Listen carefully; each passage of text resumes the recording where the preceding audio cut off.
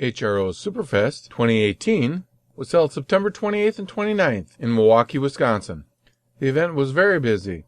They even had off-site parking and a free shuttle bus to get you to the store. Once inside HRO, the store part itself was very busy, with all kinds of demos. In a demo area, they'll let you try out just about every radio that they had in the store. And the salespeople at HRO were extremely busy. For them, this was the day to put on the tennis shoes. The event itself was held in the back of the store. And as you entered the back of the store, one of the first things you saw was Bob Heil's parametric receive system, which included a parametric equalizer and speaker. Also making the trip was the Pine Board project, ready for use on 3 bands. Not too far from where Bob was located was a huge ICOM display, which featured the IC7610, the IC7300, the ICR8600, and the IC5100 D-Star radio. ICOM also had their communications van with a radio waves HF antenna attached to it. Speaking of radio waves, they had a pretty nice booth inside as well. Yaesu also had a very large display, showing off the DX9000, the DX5000, the 991A, as well as the 450. They also had a pretty good display of the System Fusion radios. In between ICOM and Yaesu was West Mountain Radio, with their wide selection of power distribution. They even had a forum to do power handling on mobile operation. The American Radio Relay League was also there. Bob Innerbitson, NQ1R, was kept very busy. And Kermit Carlson, W9XA, Central Division Director, and Pat Moretti, KA1BR, Wisconsin Section Manager, answered a lot of questions about ARRL. MFJ had a nice display, showing all their ham radio accessories, as well as amplifiers and antennas.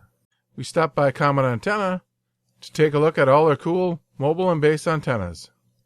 Ham Radio Deluxe had a very cool display.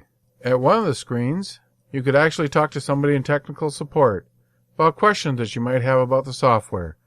They were coming in via Skype. Larson had a very cool display, showing off all our neat mobile antennas that they have. And if you need coaxial cable, Cable Experts can get you the cable that you need. Or the other alternative was ABR Industries. They make coaxial cable as well.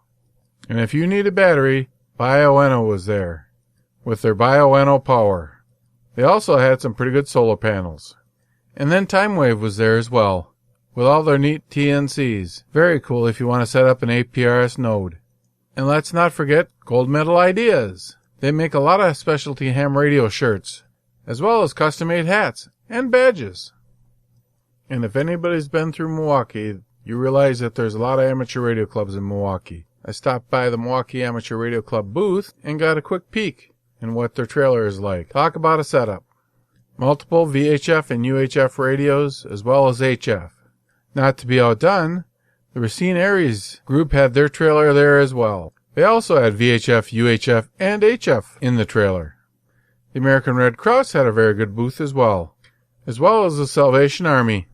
The West Dallas Amateur Radio Club was promoting the Wisconsin QSO Party in March 2019. And the Wisconsin Amateur Radio Club, their booth was very well manned. The Milwaukee Repeater Club runs the 14691 repeater system. With its multiple receive sites, it's got coverage pretty much everywhere in southeastern Wisconsin. The Waukesha County Radio Amateurs Club runs a nice little repeater system. And let's not forget the Boy Scouts, who were selling sodas and brats. This event was a nice little fundraiser for them. And that's it from HRO's Superfest 2018. I hope to see you here next year. 73 from N9 LVS.